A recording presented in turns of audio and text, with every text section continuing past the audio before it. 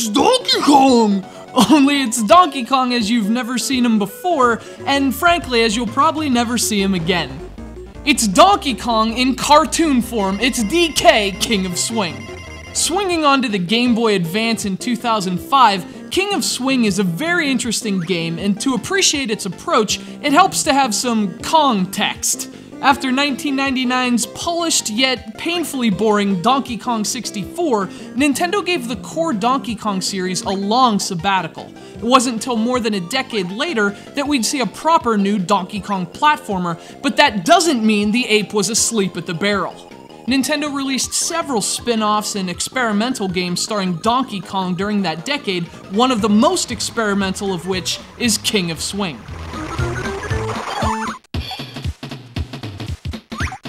And if there's one thing you can say about King of Swing, it's that it's anything but a traditional Donkey Kong game. Not only is this not a platformer in the classic Donkey Kong or Donkey Kong Country disciplines, but it also looks dramatically different than those games. The entire DK crew was redrawn for King of Swing in a very literal sense.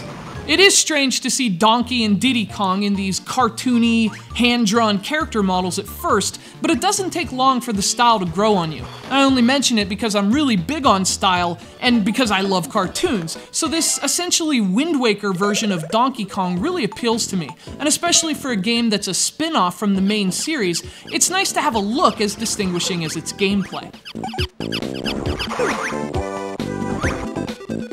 Speaking of which, King of Swing stands out for more than just style. You play the entire game with just two buttons, the shoulder buttons on the Game Boy Advance, and you use those buttons to basically just swing all over the place. Instead of jumping on platforms, you have to climb pegs, swinging from one to the next to reach the top of the level.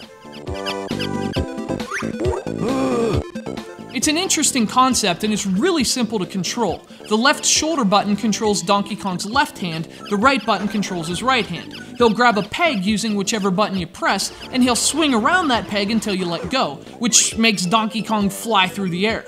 Press a button to make him grab another peg, and you repeat the process until you reach the level's endpoint. So it's basically a climbing game in which you only have control over Donkey Kong's hands, and as limiting as that may sound, the developers at Paon did a fantastic job expanding that core mechanic into a full game. King of Swing gets very challenging, confronting you with all kinds of puzzles to solve, items to collect, and enemies to destroy. Oh, Donkey Kong!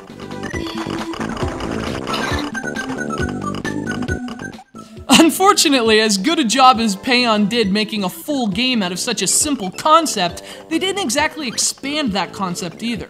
The level designs are great, and they throw lots of new stuff at you along the way, but the mechanic itself stays the same, so the game does get really tiresome after a while too. Plus, I mean, imagine how Donkey Kong feels. He's swinging around on pegs all day. We're just pressing buttons.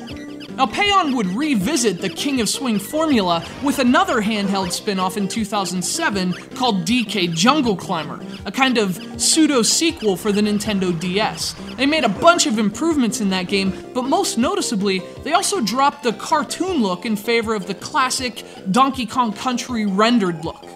So for better or worse, depending on your taste, this is a style Nintendo may never use again for Donkey Kong.